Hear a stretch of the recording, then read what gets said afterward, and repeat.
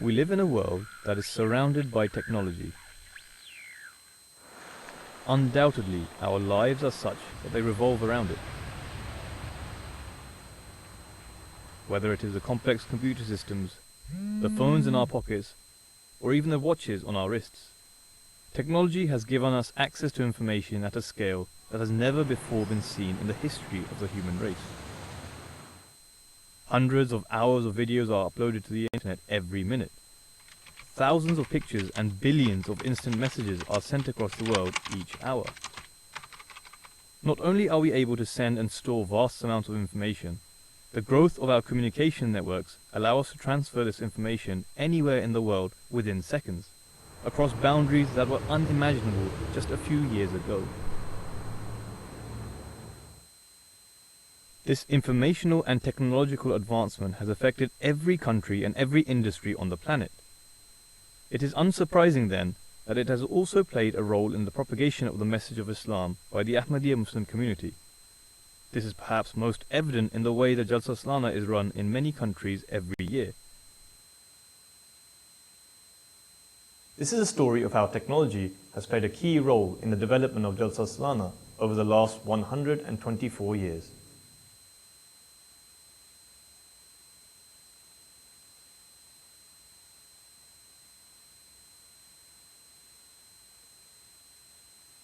It was the year 1938, whilst the Allied forces strived to keep Adolf Hitler at bay and ensure stability in Europe. Something magnificent took place in India. While sitting in a remote village of the Punjab, Hazrat Muslim Maud, the second caliph of the Ahmadiyya Muslim community, delivered the following sermon. That day is nigh, in which an individual will be able to lecture and teach from one place, captivating the entire world in the process. For now our situation does not permit us. Currently we do not have enough resources. There is an obstacle in the form of a lack of scientific advancement. However, should all these barriers be removed, and given the success Allah the Exalted is granting us at such a rapid pace, it should be understood that in the near future all these obstacles will be removed. Once this happens, it is well possible that a sermon of the Quran and Hadith be delivered in Qadian, and people of Java, America, England, France, Germany, Australia, Hungary, Arabia, Egypt, Iran, and similarly in all other countries would be listening to that very sermon from their respective places through a wireless radio. What a spectacular scene this would be indeed! It would be the dawn of a magnificent revolution, the mere thought of which fills our hearts with delight and rapture.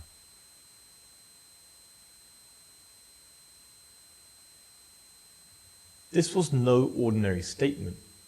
In fact, hindsight tells us that this snapshot of the next 80 years ensued exactly as stated. When the Promised Messiah, peace be upon him, initiated the institution of Jalsa SalanaA in 1891, the purpose of this gathering was to unite the whole of mankind under the banner of the unity of God. The first Jalsa was attended by 75 guests, arriving first to the nearest train station, Batala, then completing the journey by horse cart or by foot. It is only through the grace of Allah that the last century saw the Jalsa expand from a few guests arriving to one remote village to thousands of guests, some arriving by car, some by bus, by train, aeroplane or by ship. Regardless of which transport they are using, one can only admire the fulfillment of the prophecy, and when the she-camels, 10 months pregnant, are abandoned. With the ever-growing guests of the Promised Messiah, peace be upon him, attending the blessed conventions, the demand for food and its rapid distribution has increased many-fold. From the small kitchen and single effort of Hazrat Ammajan, Raziyallahu Anha, many departments and hundreds of volunteers are required just for the catering of the guests. Today's technology provides the Jalsa SalanaA with the capability of producing thousands of naan each hour. Had it not been for the technology, the feeding of a few hundred would have been a challenge, let alone thousands. It is this progress of technology that has enabled the divinely established langar to flourish and cater for all the participants.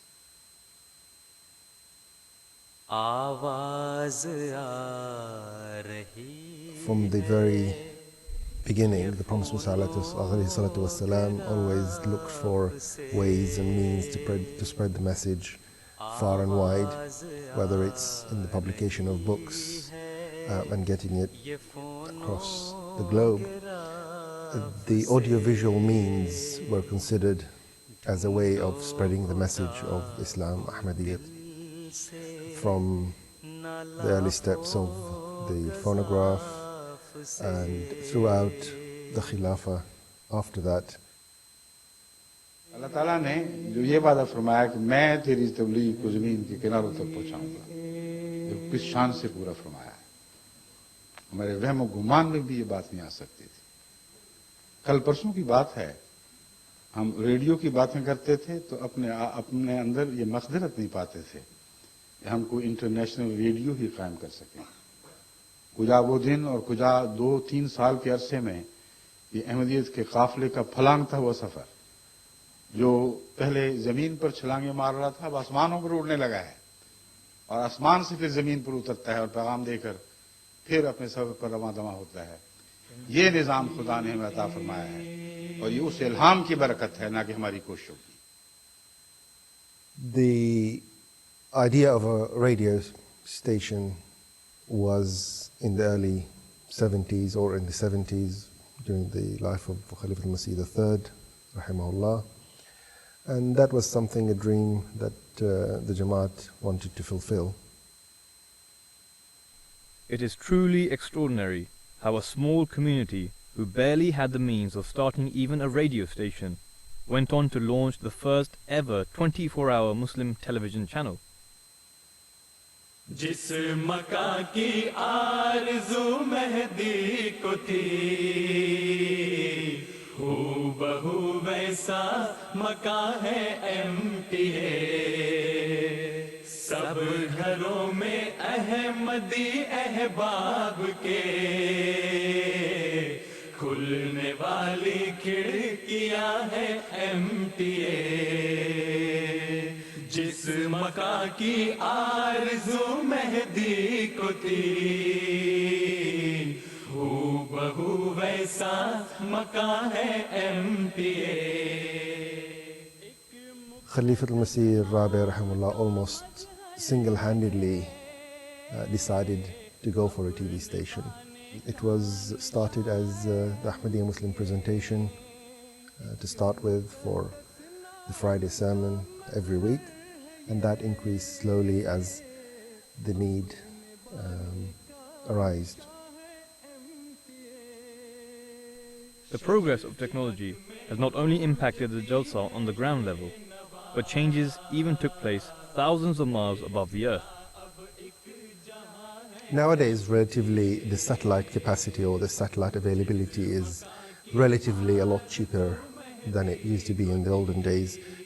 Nowadays, we use digital technology where you need a small fraction of what you needed in the past, and obviously that was reflected also in the cost. Initially, the Khalifa would deliver his sermon and the millions of anxious Ahmadis would wait for weeks for the tapes to arrive to their respective countries. Now, however, a voice transmitted from a microphone is echoed to the four corners of the earth. Prior to the start of MTA, the audio-visual mediums were utilized, whether it's through audio tapes or videotapes, and they used to be distributed to different centers around the world. The Khutbah Jummah used to be transcribed, people used to listen to it directly from Huzur's voice. But the start of MTA, it gave a totally different dimension to the whole thing, where translations were also available, so people could listen to the Friday sermons directly in their own languages, as Huzur delivered them in London. Naturally, we had to adapt with the technologies available. MTA has constantly improved and tried to adjust itself with the technological advancements. In some occasions, it was one of the leadings or the forefront of technology, especially when the digital transmission came to play a big role in the world of transmission. And we were amongst the first to transmit to consumers in digital form in North America. We developed our own receivers, which obviously weren't available in the market during that time, and we distributed that to our viewers. And from then onwards, the digital technology, digital transmission started taking shape, and that has become a standard that anyone who wants to watch satellite television now has a box like that in their houses. From humble beginnings and under the divine guidance of Khilafat, MTA International has grown from strength to strength, utilizing ever-changing and advancing technologies to transmit the voice of Khilafat throughout the globe. MTA started as a very small setup. Our teams, Hazrat Rabi had taken on himself to train the people, to give them exact vision and direction, and he had that clear in his mind. The teams used to meet with him almost on a daily basis. MTA started in a studio where most of the programs were live. Hazrat Khalid Masih Rabi, rahimahullah, used to come to the studio, which was almost a 5 meter by 5 meter studio, one single room, which also happens to be the library of MTA International. And on top of the shelves, we used to have a curtain that runs over them, and Huzur used to come to the same room and conduct his live programs from there. Jalsa SalanaAs from a very long time, they used to be recorded on tapes, but when MTA started, the recordings and the audio-visual side took a different dimension altogether, as it connected the whole Jamaat around the world. As MTA's transmission was reaching every corner, it took the Jalsa to a totally different level, from a local, national level to an international level, where people simultaneously, at the same time, they used to join the Khalifa and the gathering in the United Kingdom or anywhere else around the world, which culminated in one of the Jalsas to the international bayats, where people gave allegiance, gave pledge to the Khalifa through MTA International. And this is where MTA International played a vital role and the direct link between the followers and their Khalifa.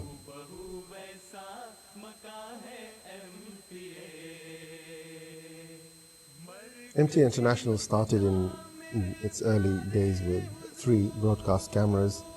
Then when the new team was established, we had an additional 2 cameras, which are almost a consumer type cameras. Now in the center we have over 20 cameras. MTA has started to capture the content of the Khulafa primarily and their programs in HD. The first Jalsa SalanaA that was recorded in HD and preserved in high definition was in 2006. And since then, MTA has been preserving that material in that form, and now we are reaching the level of acquiring material and preserving it in 4K alongside the HD, the high definition, of course. But this is something that we aspire to preserve the highest quality possible for future proofing and future generations.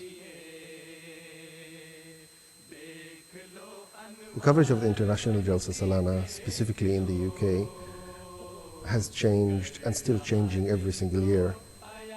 The scope of it is getting bigger and bigger. The coverage around the world is getting wider and wider. This year, in 2015, we have 3 channels that are transmitting separately: MTA 1, MTA 3, and our MTA feed for Africa. Apart from that, the utilization of the social media, the new technologies, the new media, the online platforms to make sure that the viewers have the best experience of Jalsa SalanaA, and we try to bring the environment, not only the speeches, the addresses that are given within the Jalsa, but also the experience of the people in Jalsa SalanaA, from the spiritual and the physical experience of being there.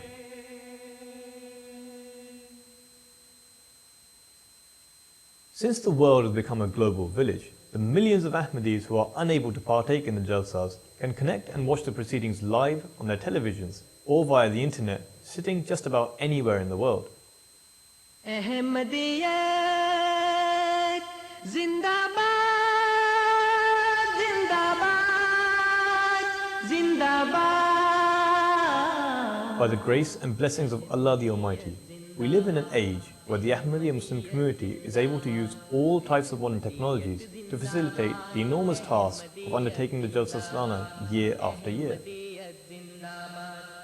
We have seen how the technology has been used at the Jalsas, from helping with the transport of thousands of guests, to how the technology has changed to accommodate for the food preparation and distribution, and how advancements in technology over the years has allowed for the transmission of the live broadcast of the Jalsas to reach the corners of the earth. All these advancements in technology throughout the years has assisted the Ahmadiyya Muslim community to spread the voice of Khilafat and the true teachings of Islam to millions of people throughout the world, thus fulfilling the prophecy of Hazrat Muslim Maud. नई सदी में हम दाखिल हैं,